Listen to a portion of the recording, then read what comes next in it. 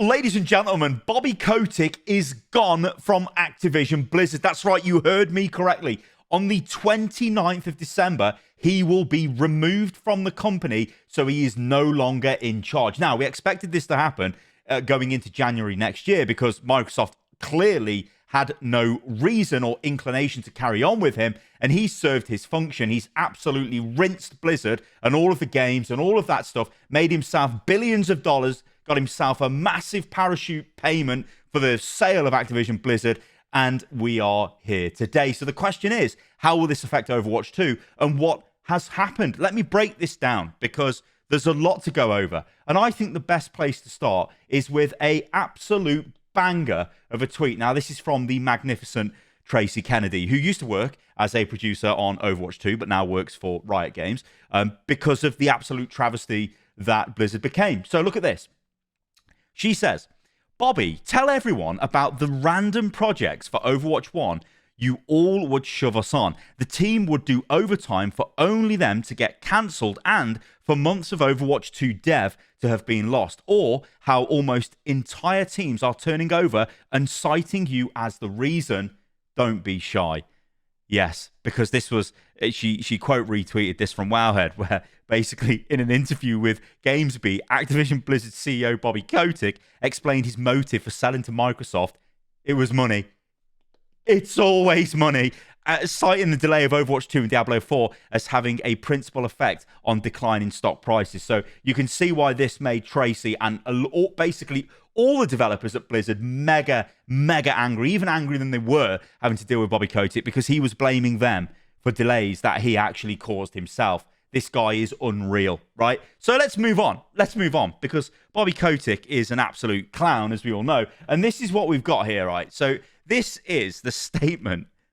Now, I've zoomed in on this, but their website is horrific and it's just terrible. But this is the newsroom of Activision Blizzard. So it's where they put their PR statements. This is what Bobby says. Bobby Kotick with gratitude. What it basically means is thank you for dealing with my absolute garbageness and making me loads of money.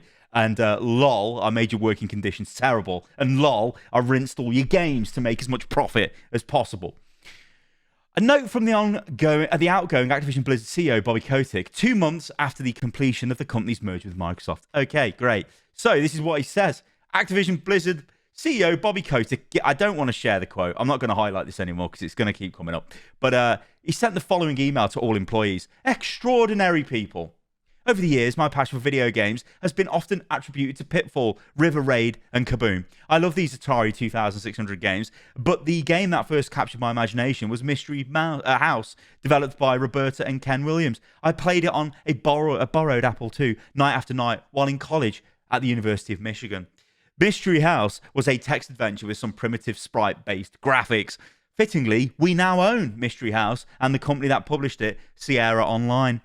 The world in which the game was played was largely left to the player's imagination. I envisioned rich, vast worlds with all sorts of interactive animated life that would enable players to fulfill their varied aspirations. In all, a simulated universe that offered unlimited possibilities for the challenge, connection, and fun. 40 years later, as my last day leading this company inches closer, praise the Lord, I marvel at how far the talented people at our company have come. And by the way, this just links to an infographic history of Activision Blizzard. We're not going to go over that, so whatever. Towards realizing the great potential of games. You have transformed a hobbyist form of entertainment into the world's most engaging medium. It has been a privilege of my lifetime to work and rinse alongside you as we broaden the appeal of games. Perhaps the most important part of my job has been to make as much money as possible at the cost of games no longer being art and in fact being stuffed with microtransactions.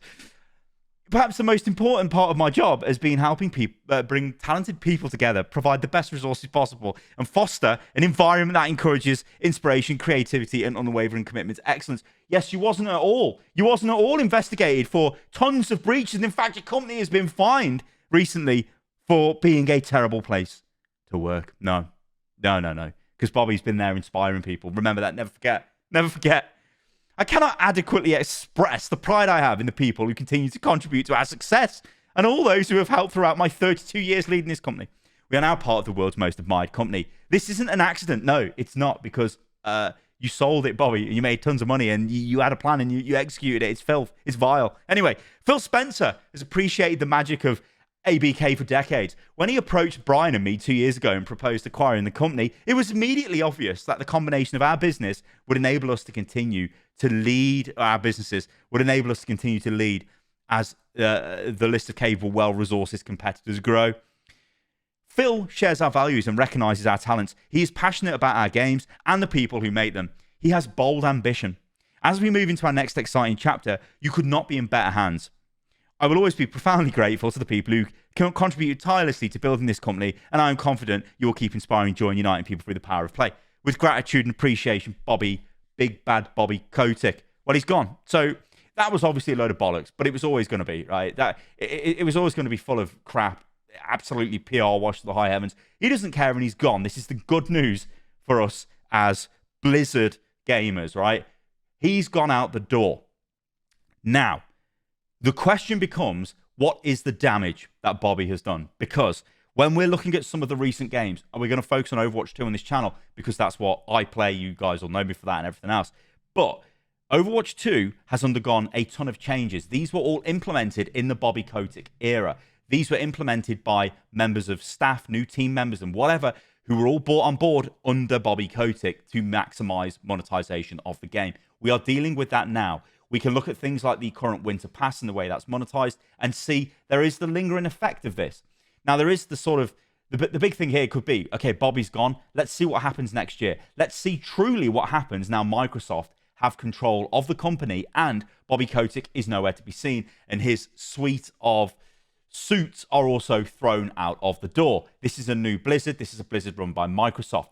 Question to Microsoft, to Phil Spencer, are you going to let Blizzard become the Blizzard of old, the Blizzard where it can focus on delivering the best experiences, it can focus on gameplay, it can focus on art, it can focus on the things that matter, and not focus on giving us absolutely crazy monetization schemes that are just simply designed to rinse the player base? We don't want that. We want the game to be awesome. And there are, I could just moan about this forever.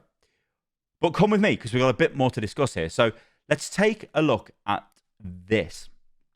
This is from The Verge, and it's Microsoft announced more Xbox leadership changes as Activision's Bobby Kotick departs. Now, what we're going to look at here is there's obviously a bit of preamble, they've been sold, blah, blah, blah, blah, blah, blah, blah, blah. But what we want to do is take a look at this, because this is the internal memo from Phil Spencer, and this is what he sent to the team. So he says, earlier today, Activision CEO Bobby Kotick formally announced that Friday, December the 29th, 2023 will be his last day at Microsoft Gaming. Under Bobby's watch, Activision Blizzard, in its many incarnations, has been an enduring pillar of video games. Whether it's Call of Duty, World of Warcraft, Candy Crush Saga, or any number of other titles, his team have created beloved franchises and entertainment beyond hundreds of millions of players for decades. I'd like to thank Bobby for his invaluable contributions to this industry, his partnership in closing the Activision Blizzard acquisition, and his collaboration following the close. And I wish him and his family the very best. Right, so goodbye, Bobby, but that was always the plan. With Bobby's impending departure, we are taking the next step in aligning Activision Blizzard with Microsoft Gaming by making the following organizational changes.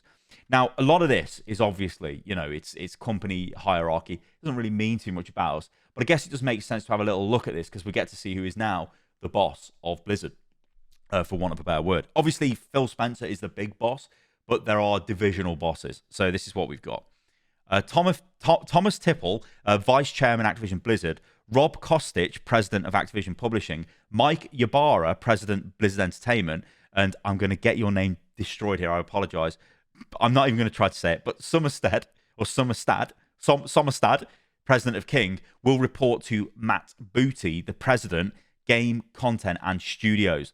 The leadership team for Activision Publishing, Blizzard, and King will remain in place with no change to the structure of how the studios and business units run. So that's all I wanted to take from this, because this is just goes into a lot of organizational changes. But basically, what the takeaway there is, you've basically got Blizzard now doesn't report to Bobby Kotick. He is gone. It doesn't directly report to Phil Spencer. Instead, it reports to Matt Booty, the President of Game, Content, and Studios. But critically, The leadership teams for Activision Publishing, Blizzard, and King will remain in place. So that means all of the current teams that we've got in place, so the team for Overwatch, the leadership team there, the WoW leadership team, the Diablo, they all remain in place and they move forward. Now, this is the big question, isn't it?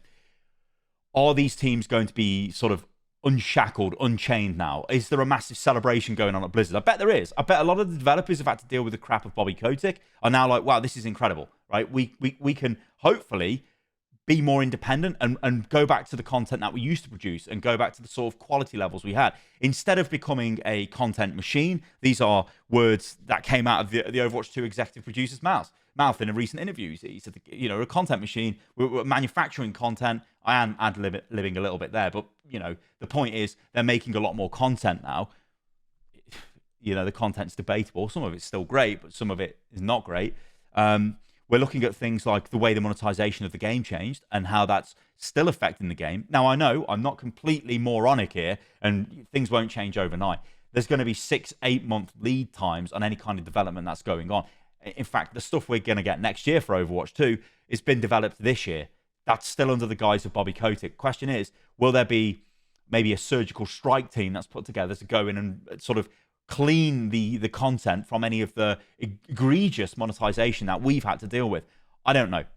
We're going to have to wait and see, which is the big problem here. And while it is easy to rush to the, oh yeah, Bobby Kotick's gone, we're all saved, the games are going to be incredible again, that's not necessarily the case just yet. These things will take time. Then going forward, the question will be, what happens to Blizzard? What happens to the games? Will Microsoft make organizational changes? Do they even need to make these changes? You know, you have to remember this. There are incredibly talented people at Blizzard.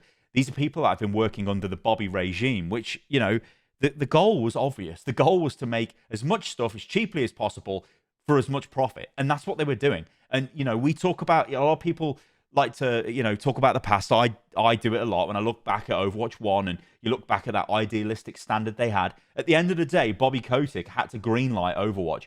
The thing is, though, there were these titans of Blizzard that did have sway. You know, you still had Mike Morhaime, who was a bit of a thorn in the side to old Bobby, as the president of Blizzard. You had the likes of Jeff and other people who were vice presidents of the company. These were people that delivered World of Warcraft, which made billions and billions. So they did have weight. They could do certain things. But I think when you look back at Overwatch, it becomes quite clear what they delivered to us. There were things forced on top of them. Putting things like loot boxes into the game, I'm not necessarily sure that was something the original development team wanted to do. But then you go forward, and then instead of forcing the game to become free to play and going down that path of Battle Pass monetization and stuff, Bobby comes up with the idea of Overwatch League, and that becomes a massive pressure on the Overwatch team. So you've got this dynamic coming in there with Bobby's pet project. This is how we're going to make money off this game. Let's sell really expensive franchises. And of course, we all know how that happened, or ended up. Didn't really make the money. They ended up paying money back. It was a complete disaster. This is because it was forced and it was terrible. Obviously, I hope now that the esports scene can organically grow. There were some good times with Overwatch League, don't get me wrong. But that was the way Overwatch was that was the main monetization until the Overwatch 2 would launch, and then we'd get all of that subsequent content. But anyway, Bobby comes in and says, no, Overwatch League is collapsing. We need more viewership, so we need to go free to play. And then things get a bit murky. And I don't have all of the information just yet. But basically, there's a back and forth between going free to play and not going free to play. Then we've got things like the pandemic comes into play. And then basically, we end up with the game that we've got now, where the game has to go free to play. We have to start making money off the game now, instead of making money off Overwatch League and the original box sales of the game and the odd sort of sale of Battle Pass, not Battle Pass, of loot boxes, which, you know, they did make $1 billion off loot boxes. But in the world of Call of Duty and definitely in the world of Candy Crush and King, these are nothing figures. It's like, well, no, we need more money, so we need to be free to play with the Battle Pass and all the trimmings that provides, because no longer do we have the revenue stream of Overwatch League. And that's where we get to today. So, yeah, what's going to happen? I don't know. I feel really happy for everybody that works at Blizzard right now, because it's going to feel like a weight is off your shoulders. We did expect Bobby to go, but to finally get the news that he's gone, I think this just does feel now like it's the new Blizzard. And the ball is very much in their court now. How will things change? I'm hoping for big changes. I'm hoping for good changes. I'm hoping to see a lot of great stuff next year. And we go from there. But remember, we could also be in a world where actually it wasn't Bobby who was forcing a lot of the current changes in the game. And this is just the way Blizzard have gone. I hope that isn't the case. And I really don't think it is. But yeah. All right, everybody. Thank you for listening and watching to the video. I am going to, well, I'm going to get something to eat, actually. I've just came back in from my, riding my bike, and I was like, oh, Bobby Kotick's gone. We've got to talk about this, so we had to do it. All right, thank you, everybody. Do like the video and subscribe to the channel if you enjoy the content, and I'll catch you lovely up on the next one. See you soon.